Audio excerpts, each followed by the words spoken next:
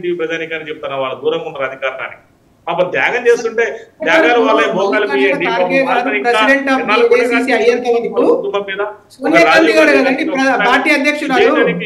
ఈ దేశానికి త్యాగం చేసిన వాళ్ళు, ఈ దేశానికి తన పూర్తి దయచేసి మనం గమనించాలి. పార్టీకి సంబంధించింది కాదు.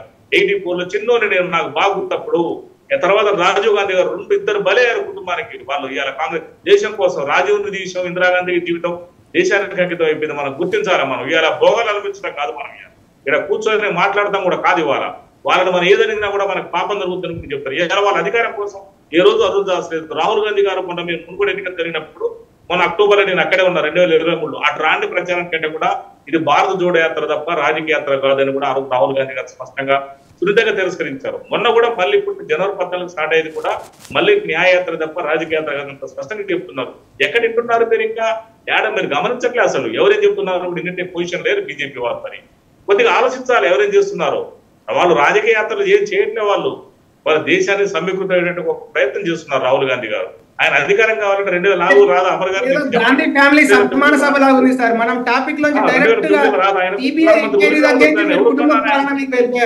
ఆయన 2 సార్లు కూడా సిక్ మన మన్మోహన్ సింగ్ అపర మేధావిని కూడా ఆ రోజు పెట్టి ఒక మేధావికి గౌరవించిన చరిత్ర మన కాంగ్రెస్ పార్టీది. 90 సంబంధం లేదా సందర్భంగా మీరు హిందూయిజం ఉన్న వాళ్ళకి తప్ప మేధావులకు వరకు ప్రిఫరెన్స్ ఇచ్చారా? హిందూయిజం ఉన్న వాళ్ళకు, హిందుత్వం ఉన్న వాళ్ళకు, ఆర్ఎస్ఎస్ బ్యాక్గ్రౌండ్ ఉన్న వాళ్ళకే పదవులు కానీ, పైసలు కానీ, నామినేటెడ్ కానీ, రాజ్యాంగ పదవులు కానీ తప్ప ఒక తెలుగు కళ వాళ్ళకి గుర్తించారా మీరని నేను అడుగుతున్న సందర్భంగా 19 ప్రజానికాన్ని కూడా. మరి ఎందుకు మీరు ఇవ్వట్లేదు?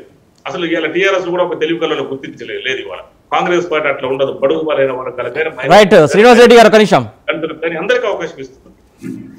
అమర్ గారు క్లారిటీ వచ్చిందని మీకు ఇంకేమైనా డౌట్స్ ఉన్నాయా? సార్ మీరు దయచేసి గాంధీ ఫ్యామిలీ సన్మాన పత్రం అయిపోతే నేను మిగతా విషయం చెప్తాను. సన్మాన మీరే టాపిక్ తీశారు, మీరే మాట్లాడారండి. సన్మాన పత్రం అని ఎట్లా అంటారండి మీరు? అధినేత్రి అన్నారు కాబట్టి సార్ ఇప్పుడు ఆవిడ పోస్ట్ ఏదో తెలియక అడిగిన సురేష్ గారు మీ తరపున వారిని అడగండి. అదే ఒకటే పదం పట్టుకొని ఎందుకుంటారండి అమర్ గారు? ఒకటే పదం పట్టుకొని ఎందుకుంటారు అంటే సరే మాజీ ఏఐసిసి ప్రెసిడెంట్ అందాము, దాంట్లో తప్పేముంది? మరి అదే పదం పట్టుకొని మీరు అలా ఉంటారేంటండి?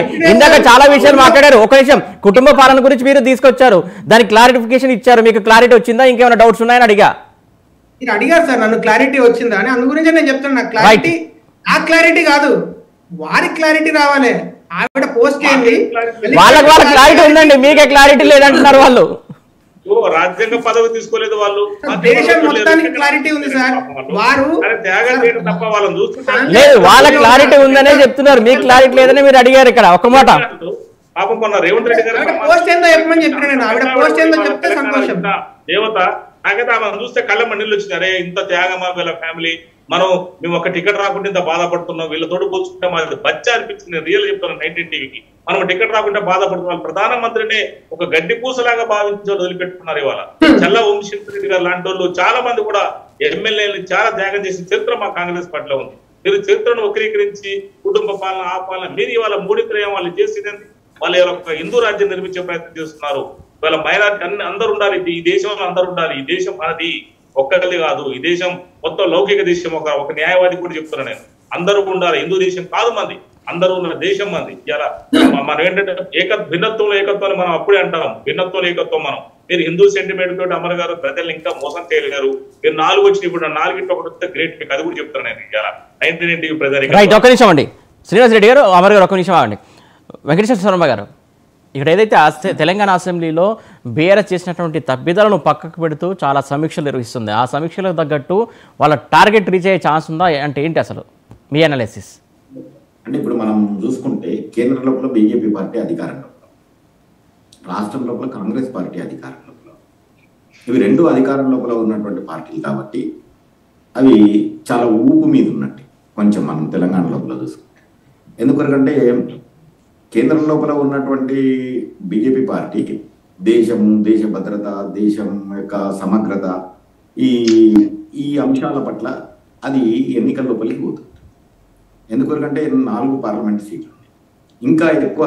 మొన్న అసెంబ్లీ లోపల కూడా చాలా ఎక్కువ రావాలనుకున్నారు. అక్కడికైనా కానీ ఉన్నదానికంటే ఉన్న 4 కంటే కూడా 8 వచ్చేసి.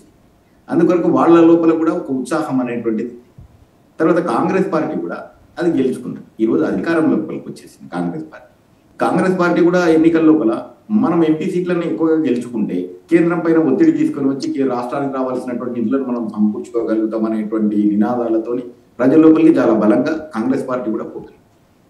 ఇక బీజేపీకి కాంగ్రెస్ పార్టీకి ఉన్నటువంటి ఈ ప్లస్ ఇది అంతా కూడా ఇది ఒక పెద్ద అడ్వాంటేజ్. ఇది తర్వాత బీఆర్ఎస్ పార్టీకి ఉన్నటువంటి ఈ పరిస్థితి ఏమంటే మొన్నటి ఎన్నికల లోపల అది ఓటమి అనేటువంటి చవి, ఆ ఓటమి చవి చూడడం లోపల కూడా పోనీ ఘోర పరాజయానికి పోయిందా అంటే అట్లా ఏం లేదు. 39 వచ్చేసి 39 సీట్లలో. అందుకొరకు వాళ్ళు సమీక్షలు చేసుకొని మనం అభ్యర్థులను ఇట్లా మార్చుకొని ఉంటే అధికారంలోకి వచ్చేసేటువంటి వాళ్ళం అనేటువంటి అభిప్రాయం బీఆర్ఎస్ పార్టీ లోపల ఉంది. అందుకొరకు వాళ్ళు ఈసారి చాలా జాగ్రత్తగా ఎన్నికల లోపల పోయి కనీసం పార్లమెంటు సీట్ల లోపల కనీసం మన యొక్క ప్రభావాన్ని చూపెట్టాలి, అత్యధిక స్థానాలను మనం గెలుచుకోవాలనేటువంటి ప్రయత్నం వాళ్ళు చేసినా కానీ సరే ఇప్పుడైతే బీజేపీకి కాంగ్రెస్ పార్టీకి అయితే కొంత అడ్వాంటేజ్. ఎందుకంటే అధికారం లోపల రాష్ట్రం లోపల కాంగ్రెస్ పార్టీ ఉంది, జాతీయ స్థాయి లోపల బీజేపీ పార్టీ ఉంది. అందుకొరకు అవి బలంగా తీసుకొని పోగలుగుతాయి. ఇప్పుడు గత త్రిముఖ పోటీ నుంచి ఇది బహుముఖ పోటీగా మారేటువంటి పరిస్థితి లోపల థర్డ్ ప్లేస్ లోపలికి బీఆర్ఎస్ పార్టీ వెళ్ళిపోయింది. కాబట్టి ఎట్లా వీళ్ళు గెటాన్ అవుతారు అనేటువంటిదని వాళ్ళ ముందున్నటువంటి పెద్ద ప్రశ్న. అందుకొరకే వాళ్ళు సమీక్షలు జరుపుతున్నారు. ఎక్కడ మనం వైఫల్యం చెందినాం, ఎక్కడ ప్రజల లోపల యొక్క విశ్వాసాన్ని మనం అధికారం లోపలికి రాకుండా ఉండడానికి ఏమి కారణాలు అనేటువంటి దాని లోపల వాళ్ళు సమీక్ష చేసుకుంటారు. ఎందువరకు చేసుకుంటారంటే గతంలో 10 ఏళ్ల నుంచి అధికారంలో తర్వాత వాళ్ళు కూడా సంక్షేమ పథకాలను ఇచ్చినాం. ఎక్కడ మనం వైఫల్యం చెందినామని అంటే ఏ రాజకీయ పార్టీ అయినా కానీ సరే ఇది ఎన్నికల క్రీడ. ఈ ఎన్నికల క్రీడల లోపల వాళ్ళ ముందున్నటువంటి లక్ష్యం ఏమంటే గెలిపే లక్ష్యంగా వాళ్ళు ఉంటాయి. అందువరకు అది వాళ్ళకు ఉన్నటువంటి స్వేచ్ఛ, రాజకీయ పార్టీలకు ఉండేటువంటి లక్ష్యం కూడా అది దాన్ని ఎవరు కాదనలేరు కూడా. ఎందుకంటే పార్లమెంటరీ విధానం లోపల ఎన్నికల వల్ల గెలవడమే, అధికారం లోపలికి వచ్చినప్పుడు మాత్రమే వాళ్ళ మేనిఫెస్టోను వాళ్ళు అనుకున్నటువంటి సంక్షేమ పథకాలు కానీ ఇంకేవో కానీ అమలు చేసేటువంటి అవకాశం వాళ్ళకు ఉంటుంది. అందువల్ల గెలిపే లక్ష్యంగా వాళ్ళు పోతారు. అయితే చాలా జాగ్రత్తగా ఇప్పుడు అందరూ కూడా చాలా జాగ్రత్తగా, ఎందుకంటే కాంగ్రెస్ పార్టీ కూడా దాదాపు 70 నుంచి 80 స్థానాలను గెలుచుకుంటాం అనేటువంటి దానితోనే వాళ్ళు కూడా ఉన్నారు ఆ రకంగా. అయితే వాళ్ళు మనకి ఎక్కడ తగ్గింది, ఈసారి పార్లమెంటరీ ఎన్నికల లోపలైనా కనీసం ఎక్కువ స్థానాలను మనం గెలుచుకోవాలనేటువంటి వ్యూహాన్ని వాళ్ళు కూడా ఉంటారు. తర్వాత బీజేపీ పార్టీ కూడా 8 ఎమ్మెల్యే సీట్లు వచ్చింది. తర్వాత వాళ్ళకు పార్లమెంటు సీట్లు అనేటువంటి చాలా ప్రధానమైనటువంటి అంశం. అందుకొరకు జాతీయ పార్టీ నాయకులు కూడా అసెంబ్లీ ఎన్నికల లోపల కంటే కూడా ఎక్కువగా అయినటువంటి వ్యూహాలను కానీ వాళ్ళకు ఉన్నటువంటి స్ట్రాటజీలను అన్నింటినీ కూడా ప్రయోగించేటువంటి అంశం. ఎందుకంటే వాళ్ళు అధికారం లోపలికి రావడం అనేటువంటిది వాళ్ళకు ఉన్నటువంటి అంశం, ప్రధానమైనటువంటి అంశం. ఇప్పుడు ఈ 3 పార్టీలు కూడా చాలా బలంగా తీవ్రంగా పోటీ అనేటువంటిది ఉంటుంది. ఇవి రాజకీయ పార్టీలు అవి చేసేస్తాయి. కానీ ఇక ఎంత మేరకు అవి ముందరకు వచ్చేస్తాయి, ఏ రకమైనటువంటి తీర్పు తెలంగాణ ప్రజలు ఇస్తారు అనేటువంటి. అయితే ఇప్పుడు ఉన్నటువంటిది ఏంటంటే కర్ణాటక లోపల మరియు తెలంగాణ లోపల కాంగ్రెస్ పార్టీ అధికారం లోపల ఉంది. కాబట్టి కాంగ్రెస్ పార్టీ లోపల ఒక జోష్ అనేటువంటిది, ఆ జోష్ అనేటువంటిది ఈ పార్లమెంటరీ స్థానాలను ఎన్ని ఎక్కువ గెలుచుకోవడం అనేటువంటిది రేపు భవిష్యత్ అనేటువంటి నిర్ణయిస్తుంది. తర్వాత ఇంకోటి కూడా జాతీయ పార్టీ అనేటువంటి మొన్నటి జరిగినటువంటి మిగిలినటువంటి రాష్ట్రాలన్నింటి లోపల కూడా అక్కడ ఉన్నటువంటి రాజస్థాన్ అటువంటి కాంగ్రెస్ పార్టీ ఉన్నటువంటి దాని లోపల కూడా బీజేపీ పార్టీ అధికారం లోపలికి వచ్చింది. అందుకొరకు బీజేపీ పార్టీ కూడా చాలా ఉత్సాహంగా ఉంది. తర్వాత ఇంకోటి కూడా మోడీ చరిష్మా, తర్వాత దేశం భద్రత మేము చేసినట్టు ఇవన్నిటిని కూడా బీజేపీ పార్టీ కూడా బలంగా జనాల్లోకి తీసుకుపోయేటువంటి అంశం. కాబట్టి పార్లమెంటరీ ఎన్నికలు అనేటువంటిది రాష్ట్ర ఎన్నికల కంటే కూడా ఒక విస్పష్టమైనటువంటి చారిత్రకమైనటువంటి తీర్పుని ఇవ్వచ్చు. తెలంగాణ ఓటర్లు భారతదేశం లోపల అన్ని రాష్ట్రాల కంటే కూడా తెలంగాణ ఓటర్లు మాత్రం చాలా తెలివైనటువంటి ఓటర్లు. మన గురించి మనం గొప్ప చెప్పుకోవడం అనేటువంటిది కాదు, తెలంగాణ ఓటర్లు చాలా చారిత్రకమైనటువంటి తీర్పులు ఇస్తూనే వస్తున్నారు ప్రతిసారి కూడా. ఎందుకంటే జాతీయ ఆనాడు ఉన్నటువంటి మొత్తం కూడా జనతా గవర్నమెంట్ ఉన్నప్పుడు మనకు ఆంధ్రప్రదేశ్ రాష్ట్రంగా ఉన్నప్పుడు ఇక్కడ కాంగ్రెస్ వెంకటరావు గారి గవర్నమెంట్, తర్వాత ఎన్టీ రామారావు గారిని కూడా కళ్ళకుర్తి లోపల ఓడగొట్టినట్టు. ఇట్లా తెలంగాణ ఓటర్లు చాలా చైతన్యవంతంగా.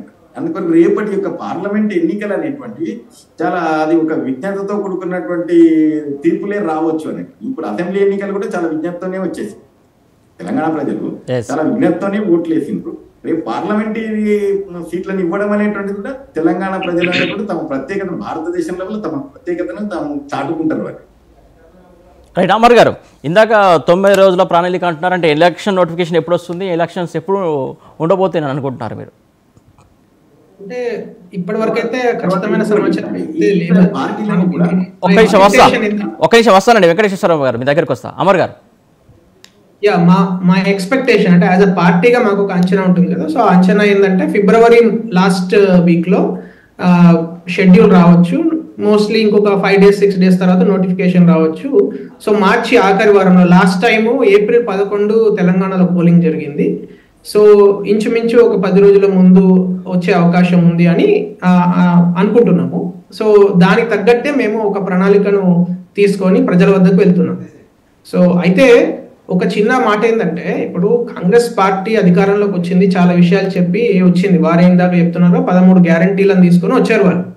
సో వారు ఇప్పుడు రాబోయే నెల 15 రోజులలో ఎన్ని గ్యారంటీలను వాళ్ళు ల్యాండ్ చేయగలుగుతారు, ఎన్ని గ్యారంటీ. టాపిక్ డైవర్ట్ చేయొద్దండి అమర్ గారు, డిఫరెంట్ ఇష్యూ, మనం డిఫరెంట్ వేరే టాపిక్ లో మాట్లాడుకుందాం. ఒక్క నిమిషం.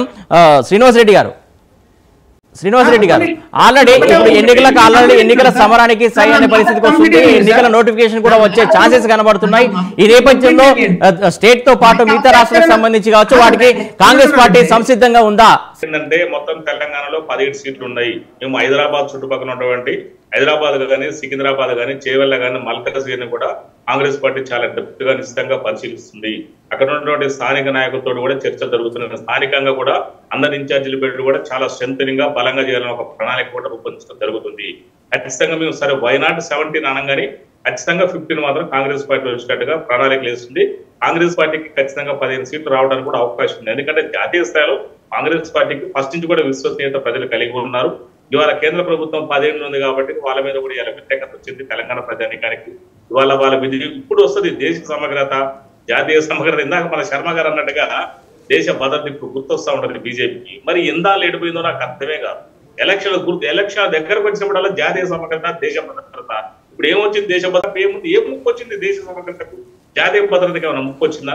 ఏ ముప్పు? 4 సంవత్సరాలు. అవునండి, ఇప్పుడు మీరున్నప్పుడు గోకుల్ చాట్ లో పేలుళ్ళు అవుతాయి, తర్వాత లుంబిని పార్క్